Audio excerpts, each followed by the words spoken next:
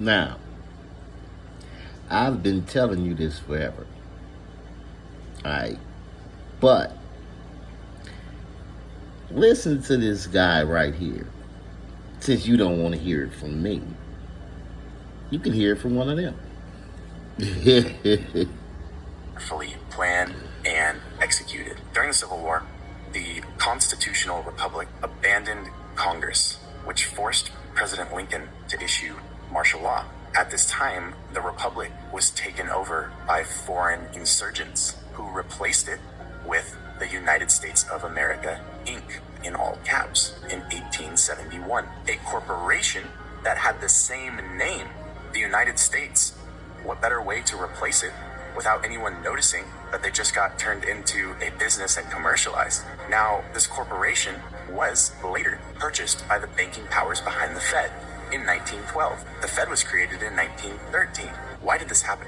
Well, the US was bankrupt when we sold the United States to foreign banking cartels, if you will. Salvage liens were placed on every asset.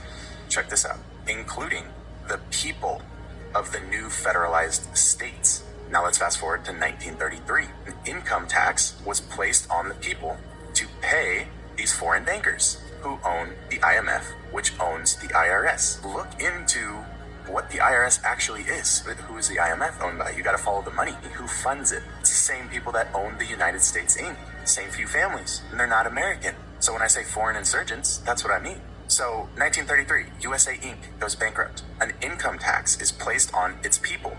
In other words, you and I were turned into property. Look it up. We were turned into cattle, and we were collateralized in order to turn us, humans, flesh and blood, into a means of paying off a massive debt.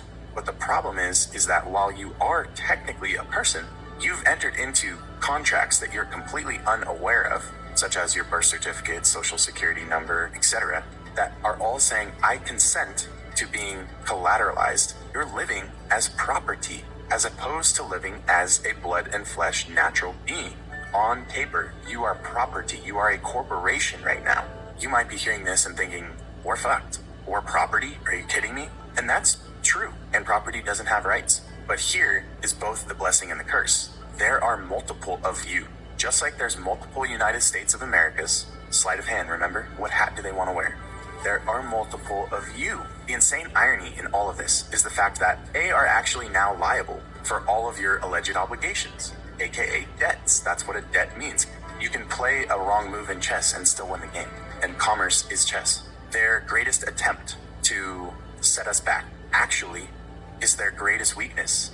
How can we owe debt if the United States is liable for all of its property? If we're its property, then it's the United States' burden to pay our debt. And that is exactly what the law says. I'm going to leave you guys with two different codes that I highly recommend you look into. First is going to be the House Joint Resolution Act 192. And when that occurred, the dollar was turned into what is called Federal Reserve debt notes.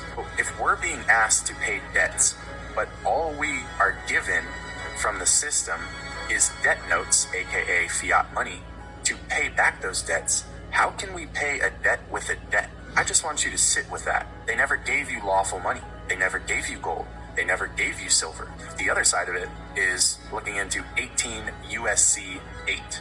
18 United States Code 8. You're going to come to find out that that's literally telling you that the United States is liable for all debt. All of your debt, the United States is liable for it. How can you pay a debt with debt notes? Don't let that go over your head. They already got paid. Whoever's coming after you saying you owe a debt, whatever, they already got paid. Why would you be paying it twice? Common law, a completely different, higher level set of law that comes from God, the Creator, is for a natural blood and flesh man. And yet you have been following legal law your entire life. This was all